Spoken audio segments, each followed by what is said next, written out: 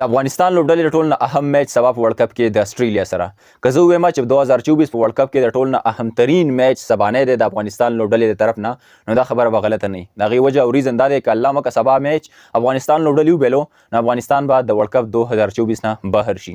سبا به ټول نه کانټېدار او زبردست میچ کیږي د هغې وجه او ریزن دا دی چې افغانستان لوبډله به کوشش کوي چې په ورلډ کپ کې ځان ان وساتي د ورلډ کپ نه بهر نشي او دا میچ په خپل نوم باندې خو بل سایډ ته که موږ وګورو د استرالیا ټیم هم ډېر زیات مضبوط ټیم دی په کرکټ باندې راج کوي ورال تر باندې ټول اهم میچ سبانه ولې دی یو خو د ورلډ کپ نه د وتلو خطر ده دویم وجه دا ده چې 13 ورلډ کپ کې افغانستان میچ الریډي ګټلی و د استرالیا نه میچ بالکل د افغانستان په طرف باندې خو میکسویل چونکې ډیر زیات زبردست تعین وکړو ډبل سنچري د هغه سایډ نه وشو هغه ګټلی میچ استرالیا په خپل نوم باندې کو نو یو طرف ته خبره دا ده چې افغانستان به کوشش کوي چې هغه 13 وخت بدله په خپل نوم باندې کوي هغه بدله واخلي د استرالیا نه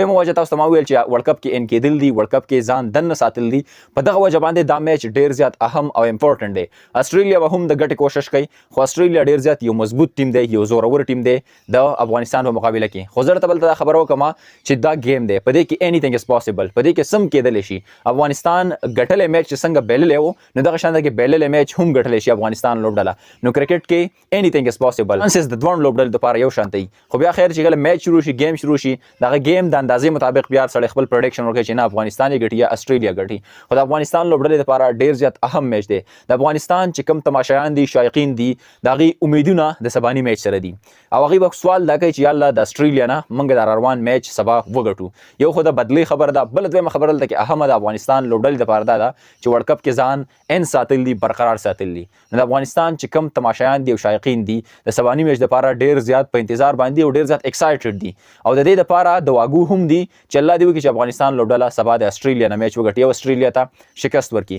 خو د استرالیا ټیم اسان ټیم نه دی دا د اوس نه زه خبره کوم او دا صفا خبره ده ځکه چې د استرالیا ټیم که تاسو وګورئ اوورال چې کوم دی زما خیال ان بیټن دی په دې ورلډ کپ کې لا چاته میچ نه دی ګټلی او 13 ورلډ کپونو ریکارډ که تاسو د هغې وګورئ نو هغه هم ډېر زیات شاندار او ډېر زیات زبردسته دی ځکه چې بیک ټو بیک هغې ډېرې زیاتې ورلډ کپې هم ګټلي دي د T20 د ون ډے چې کوم دي دې سره نور داسې ایونټس دي چې هغې په خپل نوم کړي باندې دي ډېره زیاته سخته مقابله ده سبا افغاني وخت 15 بجې او پاکستاني وخت 5:30 بجې د سحر نه به دغه میچ شروع کیږي ستاسو خپله سره ده چې آیا افغانستان لوبډله به شکست ورکړي د استرالیا غونته کې مضبوط ټیم ته او که نه هغه را سره کمنټ کې شامله کړئ انشاءالله ملاویږي د میچ نه بعد الله حافظ